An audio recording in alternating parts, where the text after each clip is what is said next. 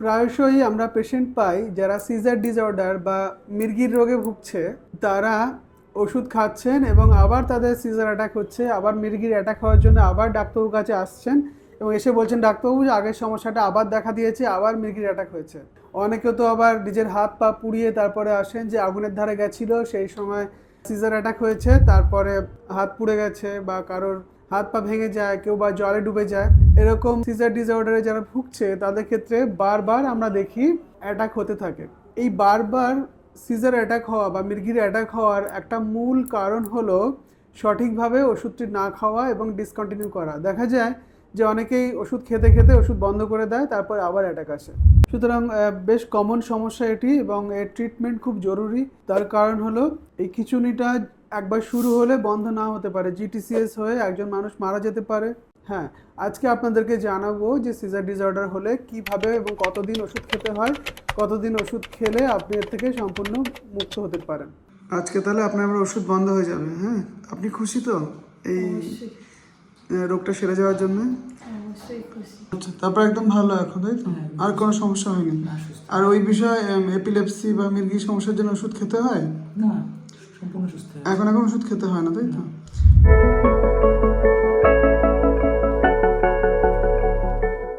Hello everyone, আমি doctor S K Zaman, consultant psychiatrist, Calcutta national medical college. প্রায়শই আমাদের প্র্যাকটিসে আমরা দেখি বা আমাদের হসপিটালে আমরা দেখি রুগীরা আসেন, আবার বাবা মায়েরা মন খারাপ করে আসেন যে আমার বাচ্চার আবার সিজার অ্যাটাক হয়েছে, বা বাড়ির লোক খুবই দুশ্চিন্তা নিয়ে উপস্থিত হন যে আবার একটা খিঁচুনির অ্যাটাক এসে গেল, ডাক্তারবাবু এর রোগ কি কখনোই সারবে না বা কি করা উচিত? তাদেরকে বলতে চাই যে এই সিজার ডিসঅর্ডার বা মির্গির রোগ বহু রকমের হয়। আমাদের ব্রেনের মধ্যে বিভিন্ন ইলেকট্রিক্যাল ইম্পালস ঘোরাঘুরি করে এবং সেগুলো একটা নির্দিষ্ট নিয়ম মেনে চলে। ঠিক যেমন আমাদের হার্ট চলছে, আমাদের হার্টের মধ্যে পেসমেকার আছে, তেমনি আমাদের ব্রেনের মধ্যেও লক্ষ লক্ষ ছোট ছোট পেসমেকার আছে। সেই ছোট ছোট পেসমেকার থেকে যে এনার্জিগুলো তৈরি হচ্ছে, সেই এনার্জি দিয়েই আমাদের ব্রেন কাজ করছে এবং সেগুলো একটা সিনক্রোনাস ওয়েতে নিয়ম মেনে চলছে। কিছু ক্ষেত্রে দেখা যায় বা কিছু মানুষের ক্ষেত্রে দেখা যায় এই নিয়ম একটু উল্টো হয়ে যায় এবং তাদের অ্যাসিনক্রোনাস ডিসচার্জ হয়ে যায়। মানে এই যে নিয়ম মেনে চলছিল, কিছু কিছু জায়গায় দেখা যায় যে নিয়মটা একটু উল্টোপাল্টা হয়ে যায় এবং তখনই ব্রেন বুঝতে পারে না, তখনই শরীরে এই ঝাঁকুনি বা খিঁচুনির রোগ হয়। এই সিজার ডিসঅর্ডার বহু রকমভাবে ক্লাসিফাই করা হয়, বহু রকমের হয়। এখন এই বহু রকম মির্গির রোগ ক্লাসিফিকেশনের কচকচাতে ডাক্তারবাবুরা যাক, আমরা যেটা বুঝবো যে আমাদের ডাক্তারবাবু যখন বললেন যে এটা মির্গির রোগ না মির্গির রোগ নয়, বেশ কিছু ক্ষেত্রে মানসিক সমস্যা থেকে যেগুলো আসে সিউডো সিজার বলা হয়। এর আরেক নাম ডিসোসিয়েটিভ ডিসঅর্ডার। এই ডিসোসিয়েটিভ ডিসঅর্ডার, সিউডো সিজার এবং ট্রু সিজার অনেক ক্ষেত্রে একসাথেও থাকে, মানে তার আসলে মির্গির রোগটি আছে, সেই সাথে আবার সিউডো সিজারও আছে। এরকম বেশ কিছু রকমভাবে অনেকে প্রেজেন্ট করেন, কিন্তু আপনাদেরকে আগে ডাক্তারবাবু থেকে জেনে নিতে হবে যে আমার রুগীর মির্গির রোগ বা সিজার ডিসঅর্ডার আছে না নেই। যখনই আপনি শুনলেন যে মির্গির রোগ আছে, তখন আপনাকে ধরে নিতে হবে যে 3 থেকে 5 বছর একদিনে এক বেলার জন্য ওষুধ বন্ধ করা যাবে না। যে ওষুধ ডাক্তারবাবু প্রেসক্রাইব করলেন টাইমে টাইমে ডাক্তারের কাছে যেতে হবে এবং সঠিকভাবে ফলো আপ করতে হবে। অনেক সময় দেখতে হয় ওষুধের ডোজ মনিটরিং করতে হয়, ডোজ টাইট্রেশন করতে হয়, ওষুধের সাইড এফেক্ট হচ্ছে কিনা সেটা দেখতে হয়। সেই জন্য হয়তো বছরে 3 থেকে 4 বার অ্যাটলিস্ট আপনাকে ডাক্তারবাবুর কাছে যেতে হবে।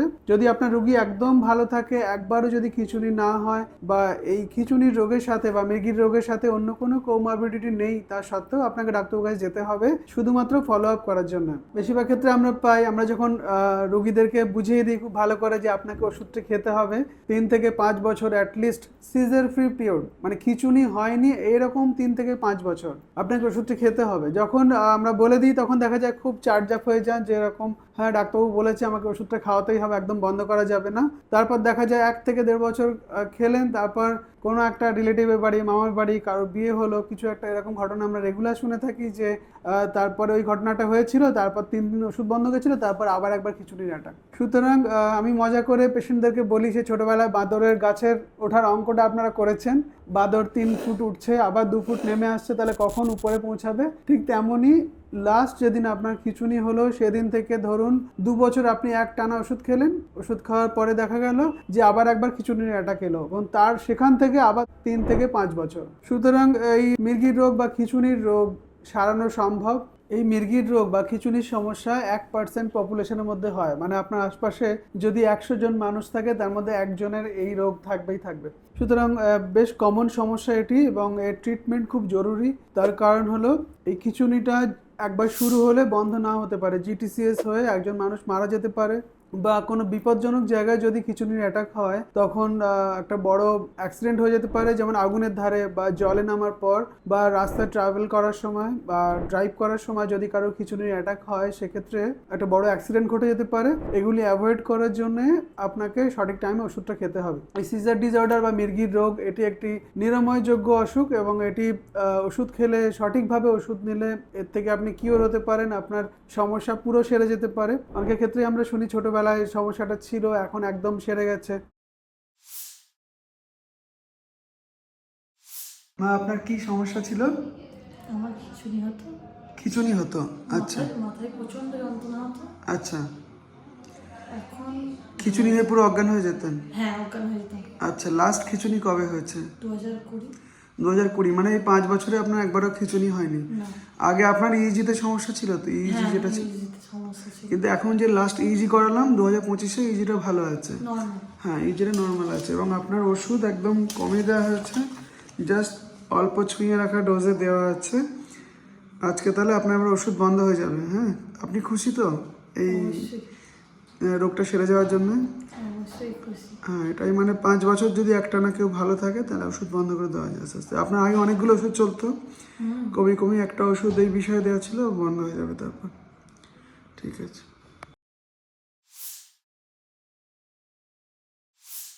আচ্ছা, আগে আপনার কি সমস্যা ছিল বললেন?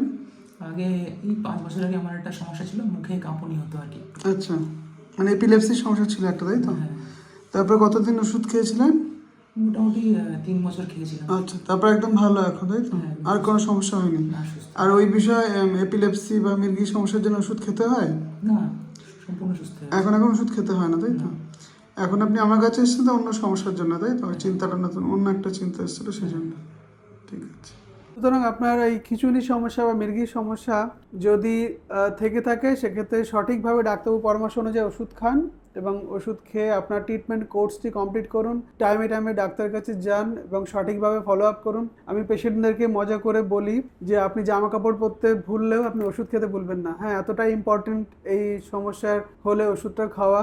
সুতরাং আপনারা সবাই ভালো থাকুন। আমার ভিডিওটি আপনারা বেশি বেশি করে শেয়ার করুন যাতে সিজার ডিসঅর্ডার বা মৃগী সমস্যা যারা ভুগছে তারা এই সঠিক ইনফরমেশনটা পায় এবং ঠিকঠাকভাবে তারা তাদের ট্রিটমেন্ট কোর্সটি কমপ্লিট করে।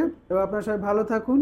আমার ভিডিওটি ভালো লাগলে লাইক করুন, আমার চ্যানেল মনে করা থাকে সাবস্ক্রাইব করুন। Thank you so much.